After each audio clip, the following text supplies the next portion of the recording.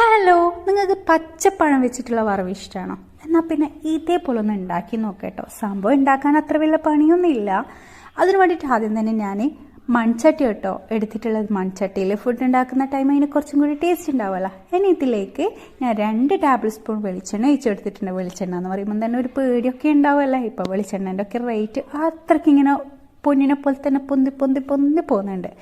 അത് ഒഴിച്ചെടുത്ത് അതൊന്ന് ചൂടായി വരുന്ന ടൈം കടുക് ഇട്ട് കൊടുക്കുക. ഞാൻ 1 ടീസ്പൂൺ കടുക് ഇട്ട് കൊടുത്തിട്ടുണ്ട്. അതൊന്ന് പൊട്ടി വരുന്ന ടൈം ചെറുതായി കട്ട് ചെയ്ത് വെച്ചിട്ടുള്ള ഞാൻ 3 പഴം കേട്ടോ എടുത്തിട്ടുള്ള നേന്ത്രപ്പഴം, പഴുത്തതല്ലേ, പച്ച, അത് ഇതേപോലെ ചെറുതായി കട്ട് ചെയ്ത് അതും ഇട്ട് കൊടുക്കുന്നുണ്ട്. 1/2 ടീസ്പൂൺ മഞ്ഞൾപ്പൊടിയും പിന്നെ ആവശ്യത്തിനുള്ള ഉപ്പും പിന്നെ പച്ചമുളകും കുറച്ച് കരിവേപ്പിലയും ഇട്ട് കൊടുത്ത് പിന്നെ ഇതൊക്കെ കപ്പ് വെള്ളവും കൂടി ഒഴിച്ചു കൊടുത്ത് അതൊന്ന് നല്ലപോലെ ഒന്ന് മിക്സ് ചെയ്ത് ഇതൊന്ന് ലോ ഫ്ലെയിമിൽ വെച്ച് നമുക്കിതൊന്ന് വേവിച്ചെടുക്കാം കേട്ടോ.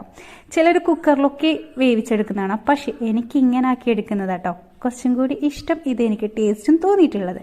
ഇതാ മൺചട്ടിയിലാണെങ്കിൽ അങ്ങനെ അടിക്കൊന്നും പിടിക്കില്ല. നിങ്ങളത് ഓർത്തിട്ട് ടെൻഷൻ ആവണ്ട. നോക്കിയേ, എന്തെങ്കിലും അടിക്ക് പിടിച്ചിട്ടുണ്ടോ? ഇല്ലല്ലോ. ഇനി ഇതൊന്ന് നല്ലപോലെ ഒന്ന് മിക്സ് ആക്കിയതിന് ശേഷം ഇതിലേക്ക് ഞാൻ 1/4 കപ്പ് തേങ്ങ, അതും അഥവാ ഒരു പിടി തേങ്ങയും കൂടി ചിരകിയതും കൂടി ഇട്ട് കൊടുത്ത് നല്ലപോലെ ഒന്ന് മിക്സ് ചെയ്ത് കൊടുക്കുന്നുണ്ട് കേട്ടോ. സംഭവം ഇതാ റെഡിയായി. ഇനി ഇതിലേക്ക് കുറച്ച് കരിവേപ്പിലയും കൂടി ഇട്ടാൽ സമോസ.